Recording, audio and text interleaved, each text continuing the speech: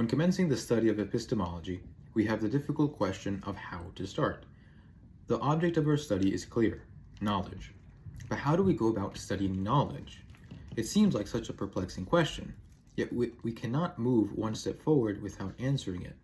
Hence the necessity of consciously formulating an answer to the question. The tension rises even more when we realize that the answer we give may determine the rest of our epistemology.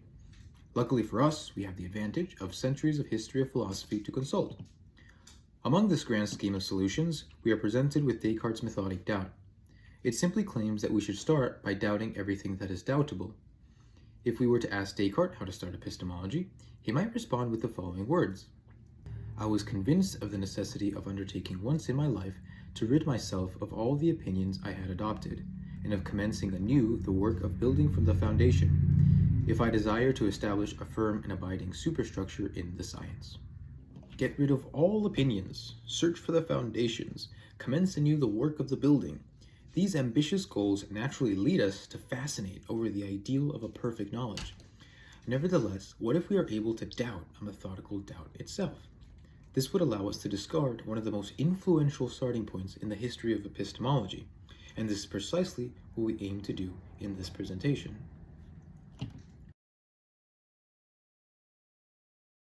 The average person may have the impression that philosophy is just a play of words to sound sophisticated. It is a means of working up a headache by purposely formulating impossible questions that serve no utility to anyone. Although many philosophical schools seem to fit this description, without pointing fingers at anyone, philosophy does not have to be this way. In fact, I suggest that the methodic doubt plays a bigger role in creating this image of philosophy than is commonly recognized. For this reason, I ask novice philosophy students to be patient, and veteran post-Cartesian philosophers to be reflexive, in order to ponder this question: why should we start with a methodic doubt? Any man on the street says, I know what an apple is. Aristotle would say, I know what an apple is. Most medieval philosophers would say, I know what an apple is.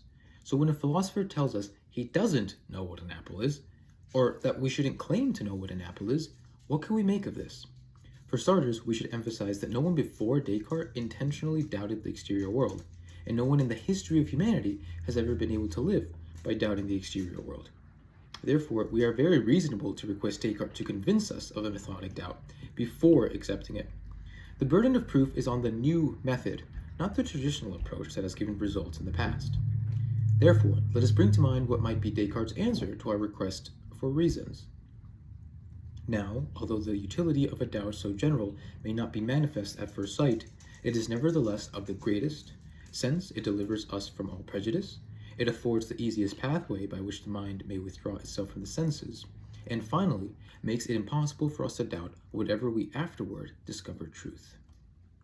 Unfortunately, the quote is cut short with these three succinct reasons, and Descartes immediately continues by discussing the existence of God and of the soul. Therefore, these reasons will have to suffice to evaluate the feasibility of a methodic doubt. To avoid prejudice seems to be an unquestionable imperative.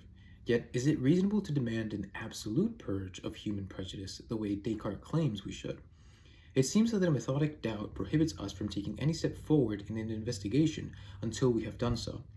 So the question naturally arises: should we have a pristine standard of being prejudice-free before affirming a truth? Let us take the life of an average college student. He's assigned an introduction to philosophy class for the first time. He walks into the class, and the teacher immediately distributes handouts titled Chapter 1, Descartes and the Methodic Doubt. As the semester progresses, this philosophy teacher only covers the big questions presented by post-Cartesian thinkers. The semester ends and our student aces the final exam. Does the student have a prejudice-free view of philosophy? He most certainly does not, nor does any other student for that matter. In the example given, this philosophy student has been conditioned to think of philosophy in a post-Cartesian way because he was not taught any other way. He will tend to think in terms of rationalism versus empiricism, or noumena versus phenomena. Any terminology of substance accident, potency act will be distasteful or irrelevant for him.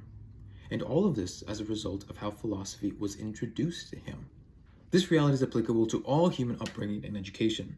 We are contingently conditioned by what we are habituated to during an early age. Our philosophy student could have been introduced to philosophy by a Marxist teacher, in which case he would have been habituated to a Marxist mindset. If it had been a Thomist teacher, he would have been habituated to a Thomist mindset. This does not mean that all philosophical schools are of equal stature under rational examination. After all, the rules of logic are universally valid, even if their claimed application by humans are not. Nevertheless, a recognition of our conditioning sobers philosophers when discussing with others. The philosopher Ralph McInerny expresses this idea in the following words. What if we had been born into the family next door, rather than into our own? What if we had been born in another part of the city, the state, the country, the world? What if we had been born 1,000 or more years earlier or later? How contingent on so many such things is our outlook on the world and ourselves? And how unlikely that we would ever shuck it all off and begin our own and ab ovo? Indeed, how impossible! The first step towards the knowledge of reality is the recognition that we only have a perspectival view of reality. Therefore, no one can claim to have the pristine view of absolute reason and unquestionable certainty.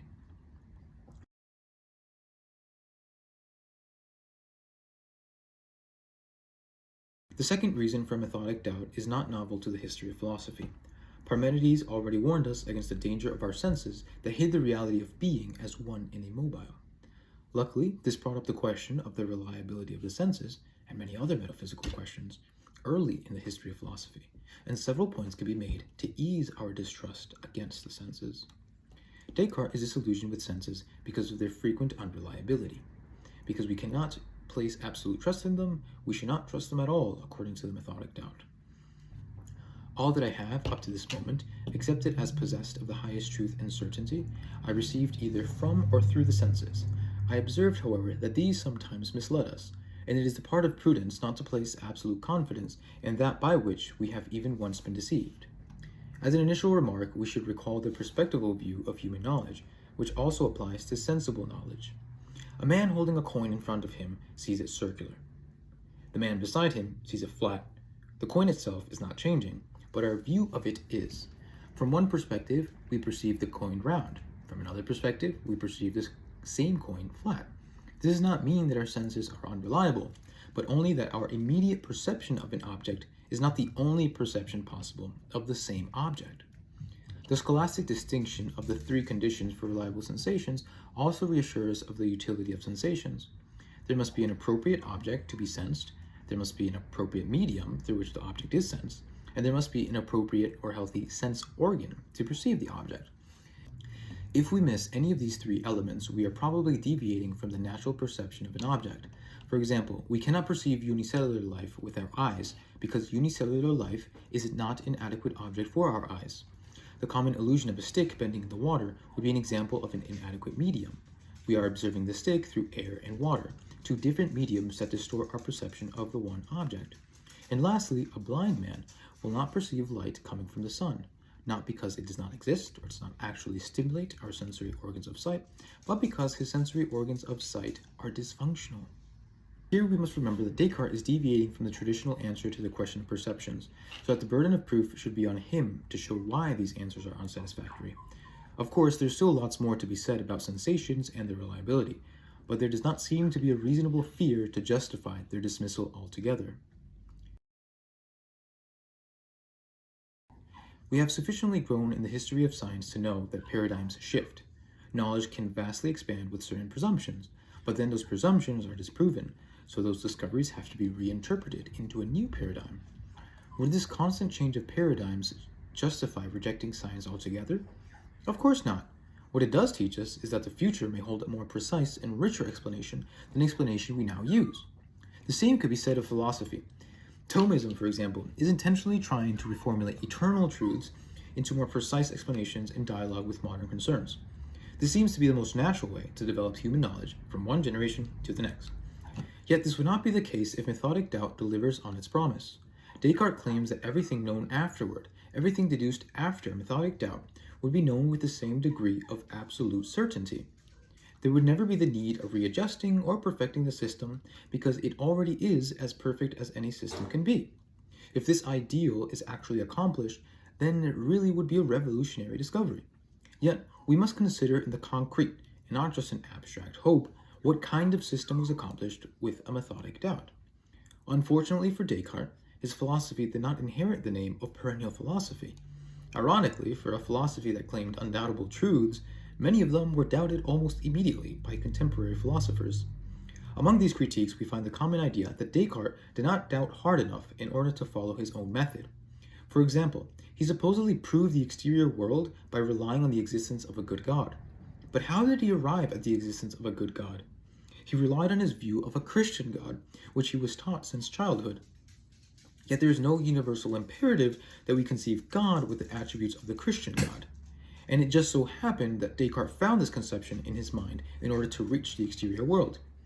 If we remove a specifically Christian God from the Cartesian system, then the whole system falls. This is just one of several undetected prejudices sprinkled throughout his system. Nevertheless, we might still have hope for Methodic doubt. Perhaps post-Cartesian philosophers were able to fulfill Descartes' dream of a perfectly certain system. But against this desire, history of philosophy serves as an unforgiving witness. The ambitions of future philosophers slowly died down as they realized that the Methodic doubt left them impoverished. We must speak merely phenomena, never reality in itself, would eventually claim Kant. In this way, the dream of using Methodic doubt to reaffirm reality slowly died in despair. No one could affirm with certainty anything beyond the cogito. It makes the irony all the more sharply felt, because after claiming that it will be impossible to doubt whatever we afterward discover, we must humbly ask Descartes, what was the Methodic doubt actually able to discover? We have reflected on the three reasons in favor of accepting a Methodic doubt and remain unconvinced. It is not capable of detaching humans from perspectival knowledge, as was proven by Descartes' own prejudices hidden throughout his system. It attempts to unjustifiably divorce us from the greatest instrument of human knowledge, the senses. And lastly, it cannot deliver its promise on an absolute certain system. Yet, we can still go further and point out a common problem with these particular reasons in the Methodic doubt as a whole. Descartes attempts to redefine human knowledge with his truth certainty principle. According to this principle, all truth equates to truths hold with certainty. Because of this, we should doubt anything that may be conditioned by perspectives or less than absolutely certain. But this blatantly begs the question, why should I reduce all knowledge to knowledge hold with certainty? Especially if the human condition indicates that our knowledge is always partial or perspectival. The equating of truth and certainty seems even more arbitrary when we reflect on our experience of certainty. First, we may wonder, what are the things we are certain of? Among these, we could include the principles of logic and geometric formulas. However, am I certain in the same way of a pen falling when I drop it in the air? Yes, but not as certain as the applicability of the principle of non-contradiction. And how about the certainty of my coworker not setting our office on fire? I can be certain about it as well, if I know him personally, but still less certain than the truth of a pen obeying the law of gravity. In this way, we can establish that our degree and mode of certainty depends on the object known. Logical principles, physical actions, and human actions cannot be known with the same degree of certainty, but they are known nonetheless. In addition, we should ask what influence the knower has on the degree of certainty. If a person inexperienced in music were asked to identify a note played on the piano, he wouldn't know what to respond. If we were to ask an intermediate piano player, he might identify the note, but with hesitation. And if we were to ask a professional piano player, he would be able to identify the same note with certainty. This shows that certainty not only depends on the object known, but on the degree of training and habituation of the knower. A human not accustomed to perceive or identify musical notes will not apprehend them with the same degree of certainty as someone who is experienced. Now bring back to mind the principle of truth certainty. Should we reduce all our knowledge to truths hold with certainty? Of course not, because not every object can be known by us with absolute certainty. And should we expect that any philosophical system, no matter how carefully elaborated, be undoubtable per se to all humans? This can never be the case, as long as human certainty depends on the knower's ability to perceive the object. A mathematical demonstration may be undoubtable to a math professor, but not to a freshman college student. In this way, the Methodic doubt presupposes an unrealistic view of certainty.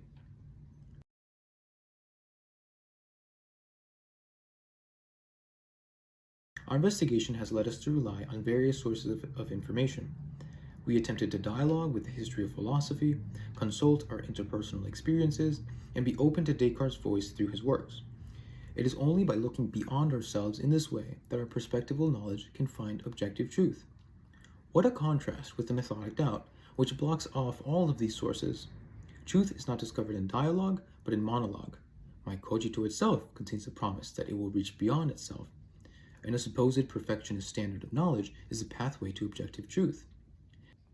Yet, should we believe the Methodic doubt's promise to elevate us to a superhuman use of reason, should we make this leap of faith and begin with the Methodic doubt? After all that has been noted, the least that we can say is that it is doubtful.